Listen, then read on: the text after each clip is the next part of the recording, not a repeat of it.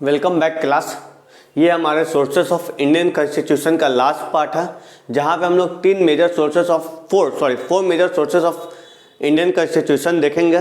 सबसे पहला Australian constitution से हमने क्या लिया, सेकंड फ्रेंच कॉन्स्टिट्यूशन से क्या लिया, थर्ड यूएसएसआर जो कि रशियन कॉन्स्टिट्यूशन वहाँ से क्या लिया है, और फोर्थ साउथ अफ्रीकन कॉन्स्टिट्यूशन वहाँ से क्या लिया है।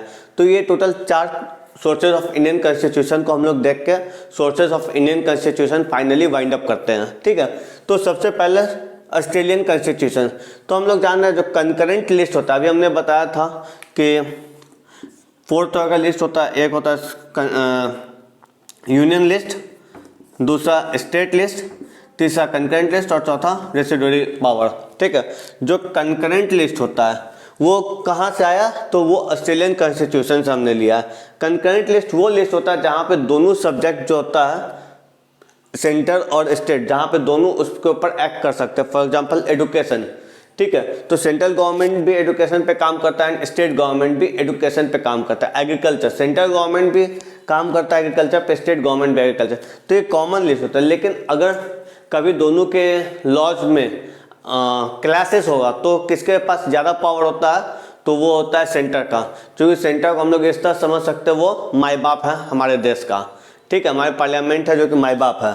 ठीक है, तो हम समझ सकते हैं जो सेंटर है वो कंकरेंट लिस्ट में, हालांकि दोनों के पास पावर होता है, सेंटर और स्टेट दोनों के पास, लेकिन कंकरेंट के पास, सेंटर के पास ज़्यादा पावर होता है यूनियन गवर्नमेंट के पास। ठीक है, तो जो कंकरेंट लिस्ट है हमने जो लिया है वो ऑस्ट्रेलियन कॉन्स्टिट्यूशन से लिया है। उसके बाद सेकंड है joint sitting of the both houses of the parliament. हम पहले भी डिस्कस किए कि जो ज्वाइंट सिटिंग होता है इंडियन कॉन्स्टिट्यूशन में वो हम कहाँ से लिए हैं, तो वो हमने लिया ऑस्ट्रेलियन कॉन्स्टिट्यूशन से। ज्वाइंट सिटिंग को हेड कौन करता है, तो उसको हेड करता है स्पीकर।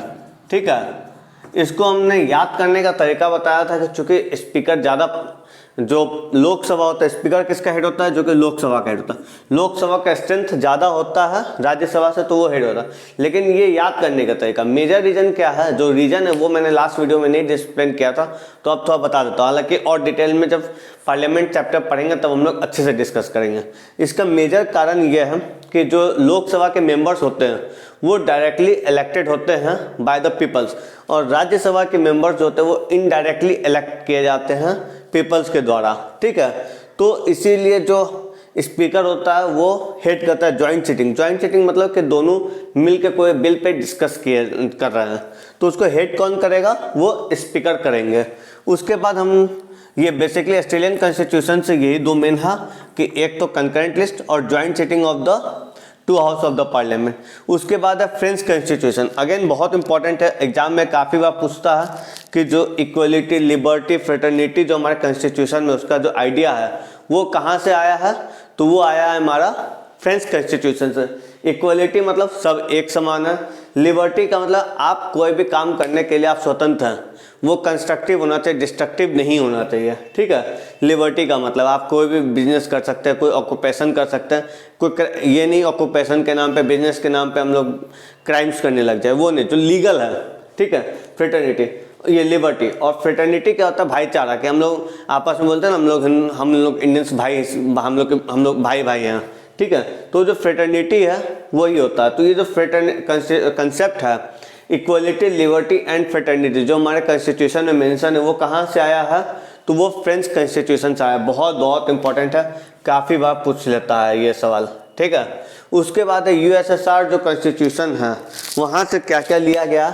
एक तो फंडामेंटल ड्यूटीज। ठीक है, हम देखे थे फंडामेंटल ड्यूटीज जो है part 4A of Indian constitution में मेंशन किया गया है। ठीक है, जो फंडामेंटल ड्यूटीज है वो हम लोग अभी क्या क्या इंपॉर्टेंट फंडामेंटल ड्यूटीज वो डिस्कस करेंगे, बट उससे पहले ये देख लेते हैं सोर्सेस ऑफ इंडियन कॉन्स्टिट्यूशन।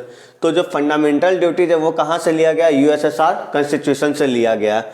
उसके बाद हमारे प्रेम्बल में चलता है एक social justice, economic justice and political justice. ठीक है, ये हम कहाँ से लिए हैं, ये हमने यूएस कॉन्स्टिट्यूशन से, रशियन कॉन्स्टिट्यूशन, यूएसएसआर कॉन्स्टिट्यूशन उससे लिया गया।